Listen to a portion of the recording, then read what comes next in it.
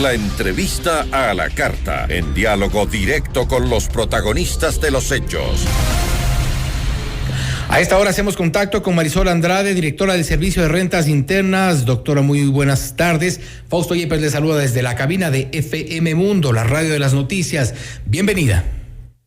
Buenas tardes, Fausto. Buenas tardes con todos quienes nos escuchan. Un gusto poder compartir con usted este espacio y poder informar a la ciudadanía. Gracias a usted. Bueno, hay mucha expectativa sobre lo que pueda ocurrir respecto de recaudación por un lado, y también queremos informar un poco a nuestros oyentes cuáles son las expectativas para lo que tiene que ver con el pago de impuestos. Primero, ¿cuál es la expectativa de recaudación que tiene el gobierno nacional durante este 2022? ¿Cuánto es lo que se recaudaba antes y cuánto se espera recaudar también con la nueva ley que en muchos casos ha entrado ya en vigencia algunos de los temas relacionados a la recaudación? Sí, Fausto, justamente para poder dar las cifras de cuál es la meta establecida para el año 2022, es importante tener en cuenta cuál fue la cifra de recaudación del año 2021. Y es precisamente que el día de hoy ya con cifras oficiales hemos publicado en nuestra página, hemos informado a la ciudadanía que la recaudación del año 2021 ascendió a 13.976 millones de dólares. Esos 13.976 millones de dólares reflejan un crecimiento del 13% en relación a la recaudación del año 2020, año en el cual se recaudaron 12.380 millones.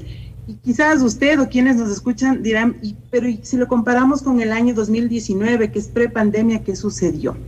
Si lo comparamos con el año 2019, sin considerar valores atípicos, cuando me refiero a valores atípicos, me refiero específicamente al anticipo del impuesto a la renta. Fausto, usted recordará, quienes nos escuchan, que hasta el 2019, de acuerdo a la ley, existía la obligatoriedad de pagar el anticipo del impuesto a la renta en 2 cuotas. En el año 2019, mediante un decreto, se dispuso hacerlo en 5 cuotas.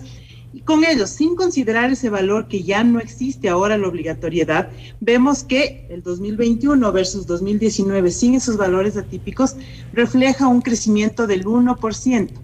Esa cifra detallada por cada uno de los impuestos, cuando vemos lo que se recaudó en IVA, por ejemplo, existe un crecimiento del 22%, vemos que en el 2021 se recaudaron alrededor de 6.700 millones solo por concepto de IVA, por concepto de impuesto a la renta alrededor de 4.330 millones. Vemos que existe un crecimiento, sobre todo en el último semestre del año 2021. ¿Y esto por qué, Fausto? Básicamente, de la mano de la reactivación económica, vemos cómo las ventas se han ido incrementando en las diferentes actividades económicas y también como resultado de las acciones de cobro y de control que ha desarrollado la administración tributaria. No obstante, ello conlleva, Fausto, a que nos proyectemos a lo que será el año 2022 respecto a nuestra meta.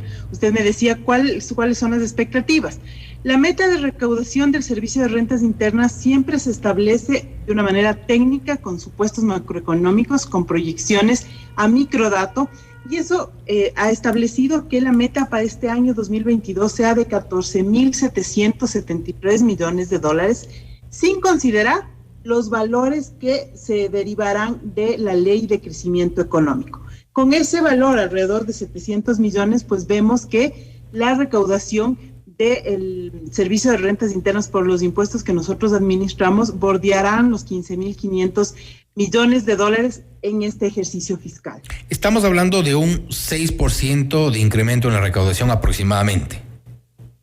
Respecto al 2021, sí, así será, existe ese porcentaje, como le decía, de acuerdo a la meta establecida, sin considerar los valores derivados de la ley de crecimiento, y si consideramos aquellos valores, pues será superior a los 15.000 millones. La recaudación por concepto de los nuevos tributos, en algunos casos, la eliminación de la deducción, por ejemplo, de la Ley de Desarrollo Económico y Sostenibilidad Fiscal, ¿a cuánto ascendería por concepto de esta ley? Para más o menos establecer un poco antes de la ley y posterior a la ley.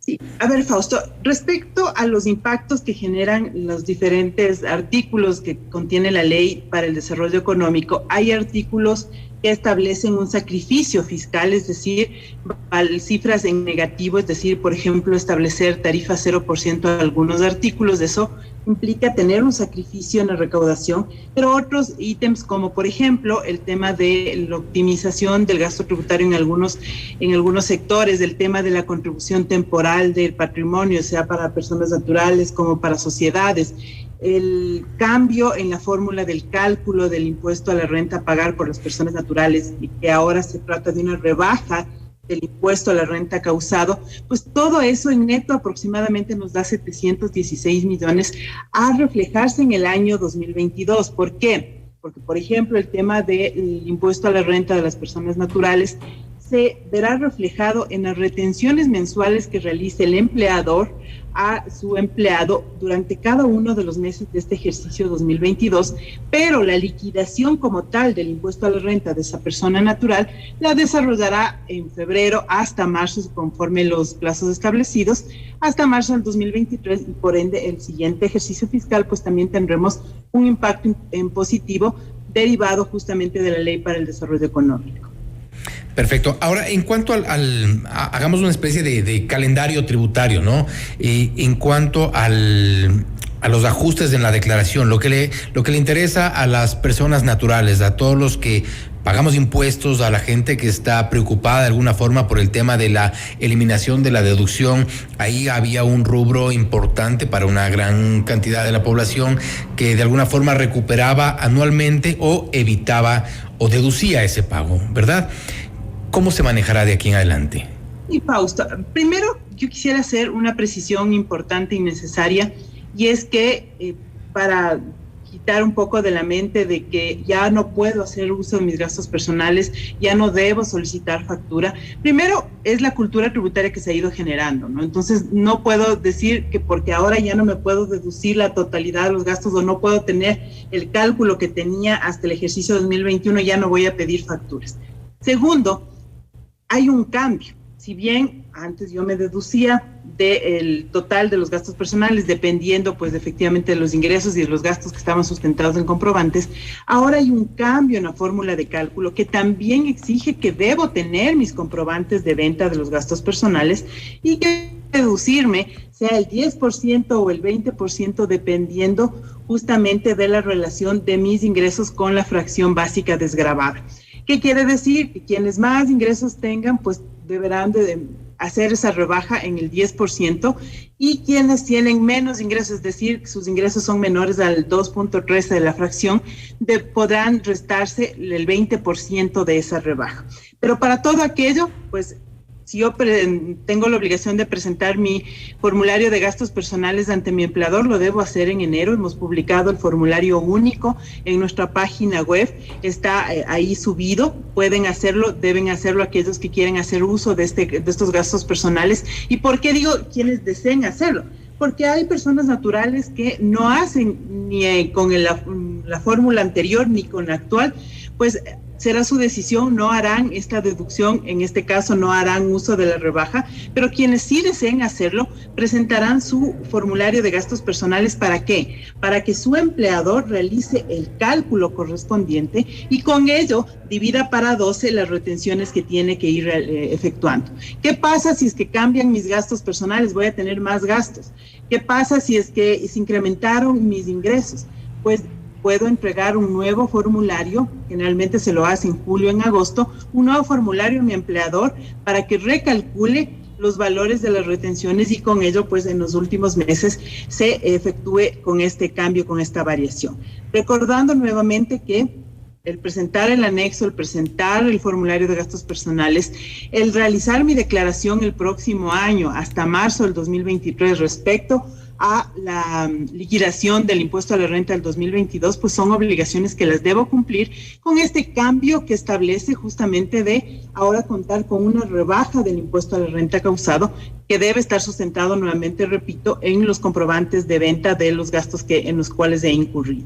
En muchos casos, en resumen, lo que ocurrirá es que no habrá una devolución del impuesto a la renta, o al menos no en la cantidad que se habituaba antes para este grupo de la población. Estamos refiriéndonos a quienes ganan más de 2,000 mensuales aproximadamente.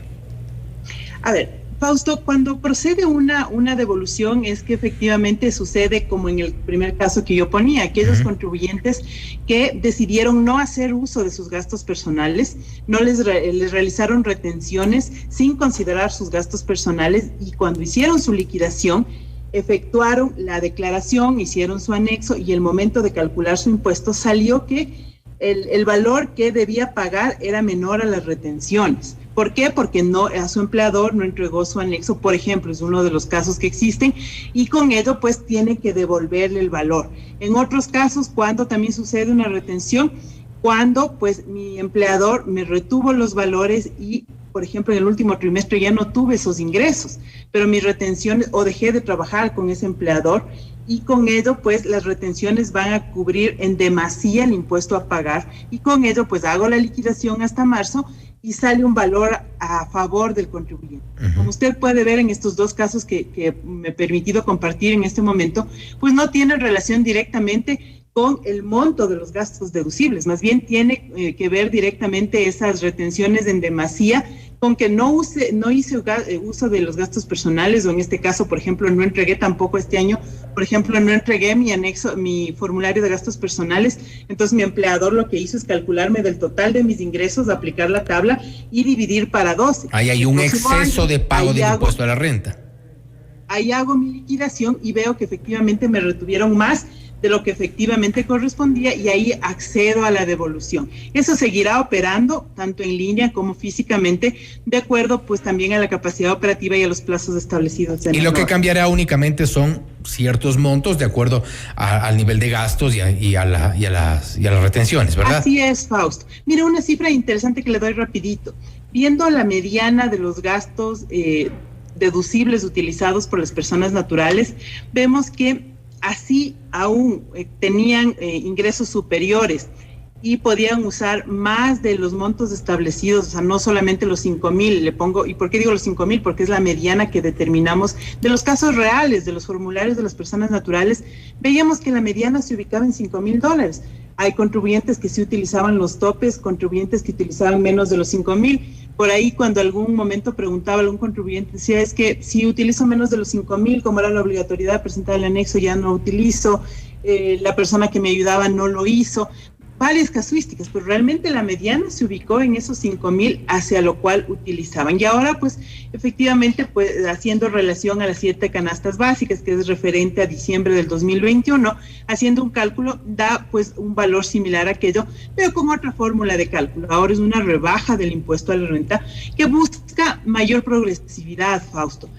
También viendo con casos reales y prácticos la aplicación de la tabla vigente hasta el 2021, quienes mayores ingresos tenían, mayor posibilidad de acceder a gastos deducibles tenían, y quienes menos, pues incluso no llegaban a hacer uso de esos gastos deducibles por cuanto sus ingresos no superaban las bases y demás. Esta manera de ejemplo y de un análisis muy breve de la realidad y cómo se han comportado pues las personas naturales respecto al uso de los gastos deducibles. Perfecto, doctora, para terminar, para ir terminando un poco, hablemos de las nuevas contribuciones que vendrían ya por ley. Por ejemplo, la contribución temporal al patrimonio de las personas naturales, ¿en qué porcentaje está y cómo se aplica?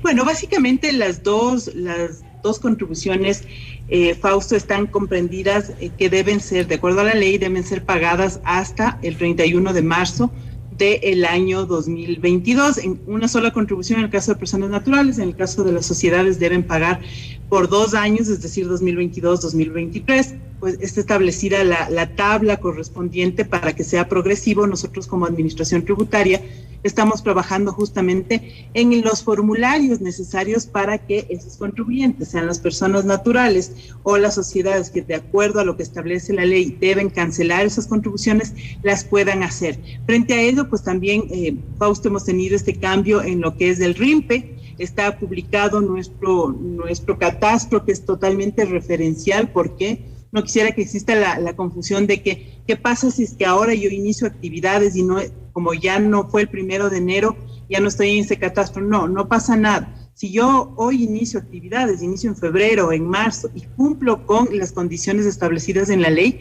entro a formar parte de este régimen especial, este régimen simplificado para los emprendedores y negocios populares, y la Administración Tributaria semanalmente irá publicando estos catastros que, vuelvo y repito, son referenciales. ¿Por qué? Porque es el propio contribuyente el dueño de su información, de ir verificando pues los valores que se van generando de sus ingresos, cómo cumplir con sus obligaciones. Si soy negocio popular, pagaré el impuesto a la renta, que también incluye el IVA en una cuota. En el caso de ser emprendedores, pues pagaré el impuesto a la renta y 2 declaraciones semestrales.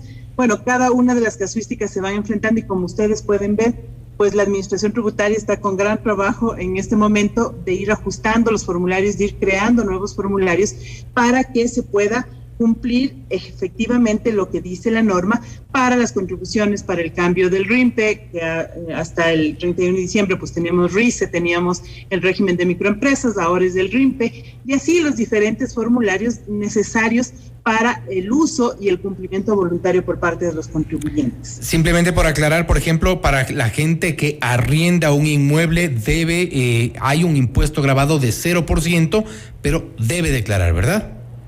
Así es, yo debo declarar, debo hacer la declaración, en este caso si es la única actividad, pues y es vivienda, serán sus declaraciones semestrales. Si tiene alguna otra actividad, pues serán mensuales, pero así con esa tarifa 0%, yo debo declarar, debo informar, tanto que en el caso estoy rentando un inmueble mensual, y eso debe constar en el Servicio de Rentas Internas. Así es, debo declarar aquello, y luego incluso para el impuesto a la renta pues también debo incluir esos ingresos que irían al cómputo final para la liquidación del impuesto que me corresponde pagar. Le agradezco mucho. Con mucho gusto, Fausto. Una buena tarde para todos. Gracias, una buena tarde. Ha sido Marisol Andrade, directora del Servicio de Rentas Internas. Algunos lineamientos generales sobre lo que será la contribución para este 2022 y también algunos detalles sobre lo que causará impuestos para las personas naturales. Esto es Notimundo a la Carta.